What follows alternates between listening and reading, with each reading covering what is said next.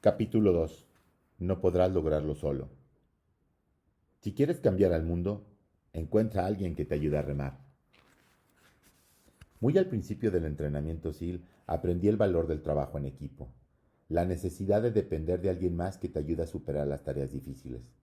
Para enseñarnos esta lección esencial, aquellos de nosotros que éramos renacuajos, en espera de convertirnos en hombres rana de la marina, se utilizaba una balsa de goma de 3 metros de largo.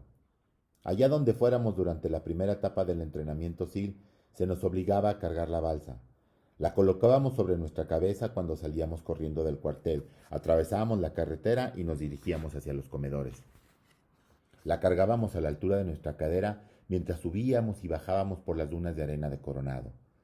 7 hombres remábamos incansablemente de norte a sur, junto a la costa y a través del furioso oleaje, todos trabajando en conjunto, para lograr que la balsa de goma llegara a su destino final. Aprendimos algo más a lo largo de nuestros recorridos en la balsa. En ocasiones, alguno de los tripulantes se encontraba enfermo o lesionado, y no podía dar el 100%. A menudo, yo mismo me encontraba exhausto por el día de entrenamiento, o afectado por algún catarro o por una gripe. En esos días, los demás miembros del equipo asumían mis responsabilidades, remaban con más fuerza, cavaban a mayor profundidad, me cedían sus raciones de alimento para que me fortaleciera. Y llegado el caso, en otro punto del entrenamiento, yo hice lo mismo por ellos. Esa pequeña balsa de goma nos hizo darnos cuenta de que ninguno de nosotros podía completar el entrenamiento sin ayuda, que ningún SEAL podía sobrevivir a la batalla por sí solo, y por añadidura, que en tu vida necesitas a personas que te apoyen en los momentos difíciles. La necesidad de ayuda nunca me fue más evidente que 25 años después, cuando estaba al mando de todos los SEAL de la costa oeste. Desempeñaba el cargo del capitán del navío de Grupo 1 de Guerra Naval Especial en Coronado.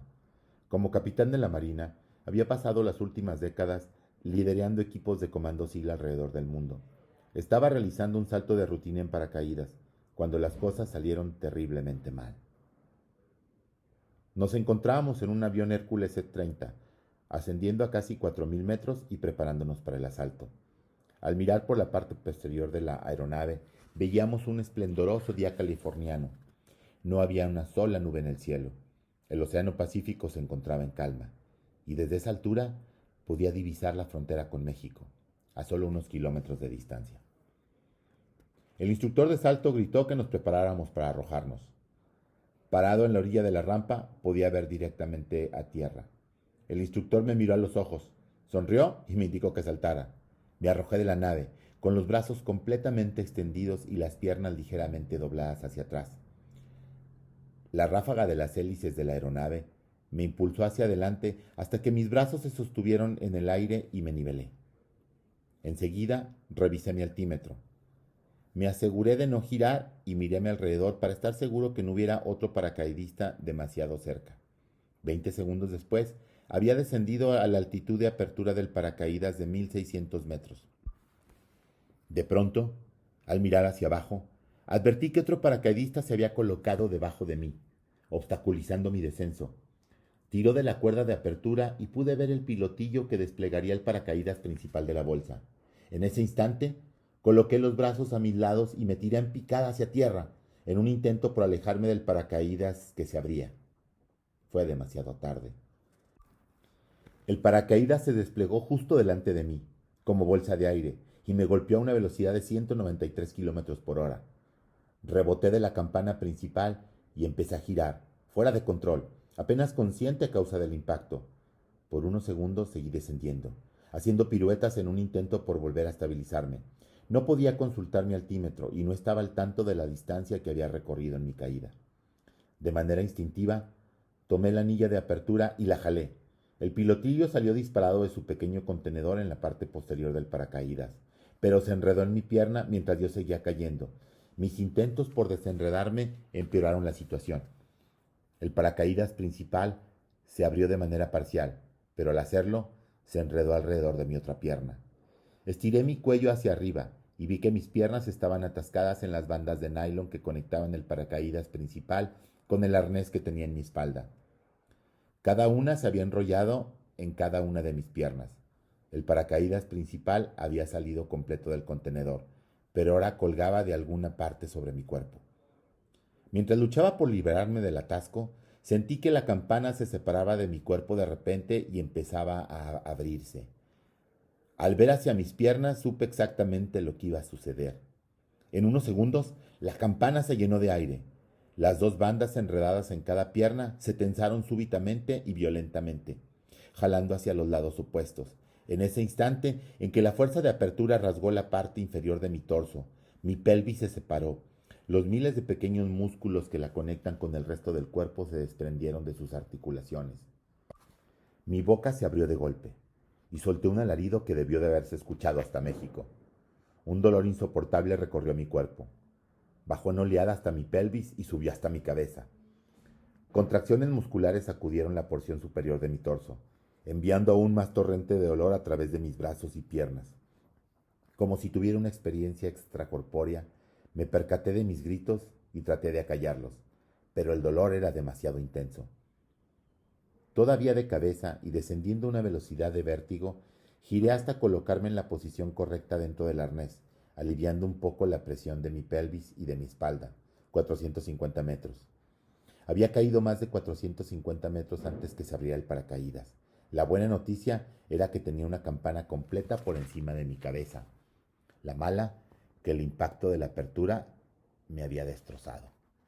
Aterricé a más de 3 kilómetros de distancia de la zona de salto. Al cabo de unos cuantos minutos, llegó el equipo de la zona de descenso y una ambulancia. Me llevaron a un hospital de traumatología en el centro de San Diego. Para el día siguiente había salido de cirugía. El accidente había desplazado mi pelvis unos 12 centímetros. Los músculos de mi estómago se habían desprendido del hueso de la pelvis y los músculos de mi espalda y piernas se habían dañado gravemente por el impacto de la apertura. Me habían colocado una gran placa de titanio e insertado un enorme tornillo escapular en mi columna para darle estabilidad. Parecía que este sería el final de mi carrera. Para ser un verdadero SEAL, uno tiene que estar al máximo de sus capacidades físicas. Mi rehabilitación tomaría meses, posiblemente años, y la Marina estaba obligada a realizar una valoración médica para determinar mi aptitud para el servicio activo. 7 días después, abandoné el hospital, pero permanecí postrado en cama los 2 meses siguientes. Toda la vida había tenido la sensación de que era invencible. Estaba convencido de que mis capacidades atléticas innatas podían sacarme de las situaciones más peligrosas. Y hasta ese momento había tenido razón. A lo largo de mi trayectoria profesional, había estado involucrado muchas veces en incidentes que habían puesto mi vida en peligro. Un choque aéreo con otro paracaídas, un descenso descontrolado en un submarino, una amenaza de caída de cientos de metros de una plataforma petrolera. Había quedado atrapado debajo de un barco que zozobraba. Había presenciado una demolición que explotó de manera prematura, y un sinfín más de incidentes en los que una fracción de segundo había definido mi destino entre la vida y la muerte. En cada una de esas ocasiones había logrado tomar la decisión correcta, y en cada una había tenido la condición física necesaria para sobreponerme al reto que me enfrentaba, pero no esta vez. Ahora, tumbado en la cama, lo único que podía sentir era compasión por mí mismo. Mi esposa, Georgine, había asumido los deberes de una enfermera. Limpiaba mis heridas, me aplicaba las inyecciones diarias necesarias y me ayudaba con la vacinica. Lo más importante era que me acordaba quién era yo. A lo largo de mi vida jamás me había dado por vencido en nada, y ella me aseguró que no iba a empezar a hacerlo ahora. Se rehusó a permitir que ahogara mi autocompasión. Era el tipo de amor de mano dura que yo necesitaba, y con el paso de los días empecé a mejorar. Mis amigos me visitaban en casa. Me llamaban constantemente y me proporcionaban su ayuda siempre que podían. Mi jefe, el almirante Eric Olson, encontró la manera de evitar la norma que exigía que la Marina llevara a cabo la valoración médica de mis capacidades para seguir en activo como SEAL. Su apoyo probablemente salvó mi carrera. Durante mi tiempo en los equipos SEAL, sufrí numerosos reveses, y en cada caso alguien se ofreció para ayudarme. Alguien que tuvo fe en mis capacidades. Alguien que vio en mí un potencial que otros no habían vislumbrado. Alguien que arriesgó su propia reputación para ayudarme a progresar. Jamás he olvidado a esas personas y sé que lo que he logrado a lo largo de mi vida es el resultado de la ayuda que ellos me dieron en el camino. Ninguno de nosotros está a salvo de los momentos trágicos de la vida. Al igual que la pequeña balsa de goma que nos dieron en el entrenamiento básico SEAL, se necesita de un equipo de buenos elementos para llegar al destino que se tiene en la vida. No puedes remar tú solo. Encuentra a alguien con quien compartir tu vida.